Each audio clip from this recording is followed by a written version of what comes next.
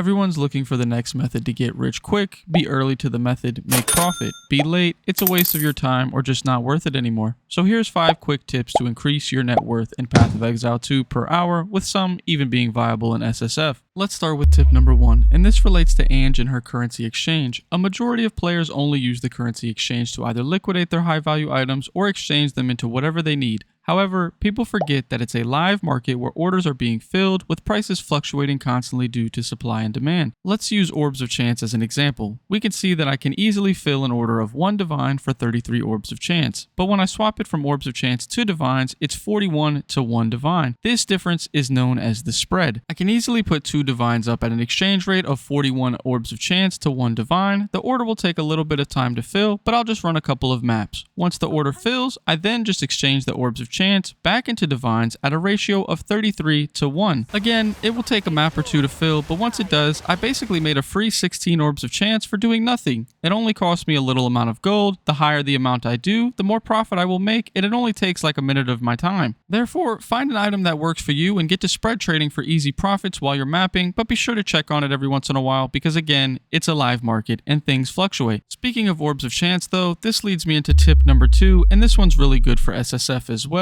but it's chance orbing tablets. You may want to chance orb those heavy and utility belts you get, but the chances of you hitting are astronomically lower than chance orbing tablets. For example, I have all of these normal white irradiated tablets I got from mapping. I can chance orb these to get the unique tablets Visions of Paradise or Grand Project, which are worth quite a bit of currency. Additionally, you can also use Omen of the Ancients on any normal white tablet to change it into any unique. I have all of these Delirium ones here that I don't use, so I'm just going to chance them. Since I'm using Omen of the Ancients, they can turn into any of the unique tablets. We can see that I got a couple good unique ones here that I can sell for profit or use them the next time I need them. You can even take it a step further and reforge the master irradiated tablets you don't want into new master irradiated tablets. This is great for hunting down those forest unique tablets and getting rid of those other areas you don't really want, because forest ones let you hunt down those lineage gems. Tip number 3 is a bit more broad, but it's to be aware and knowledgeable of what map you're running so you can get the most out of it properly. Now, of course, deadly map bosses are a great example which most everyone is aware of, but I'm talking a little bit more niche. For example, the Taming is a new unique ring obtainable only from the map Asmirian Ranges. You need to take the 3 Barrack rings in order to exchange them into the Taming, but it can only be done at the Asmirian Ranges map. These Barrack rings are worth basically nothing now at around 20 to 30 exalts each, so go pick up 3 of the rings for like 90 exalts, make sure they are not corrupted, and filter for Asmirian Ranges on your atlas. Start up the map and it's right at the entrance. The door will only open if you have all 3 Barrack rings in your inventory. You walk up to this and exchange it. Boom! Now I have the Taming. If I price check it, it's worth 32 Chaos Orbs, which is over 3 Divines. The easiest flip ever. And if I get a good roll Taming, it's worth even more currency simply because I was aware of my Asmirian Ranges maps and took the 2 minutes to buy the 3 Barrack rings. This is just one example, and there's a variety of different maps that are great for farming different things, so feel free to leave a comment with any you know. I'm sure the community will appreciate it.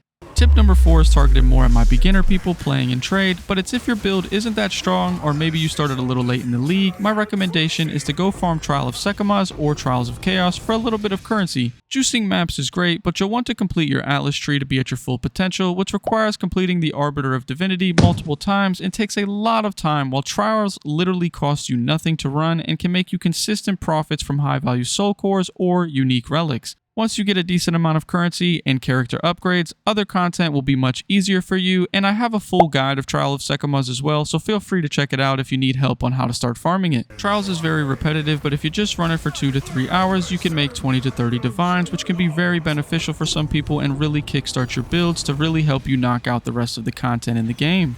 The last tip is less of a tip and more of a reminder or caution, and it's to play the game. No matter what content you are farming, make sure you are always killing a monster of some sort constantly. Limit the amount of time between your maps, boss runs, Sekhemaz, whatever, because the more time you are in your hideout, the less monsters you are killing, which means less loot. Obviously, there are great ways to make currency crafting and whatnot, but playing the game is still one of the best ways to make currency, if not the best. Just make sure you're efficient is all. You never know, the next rare monster could drop a mirror for you.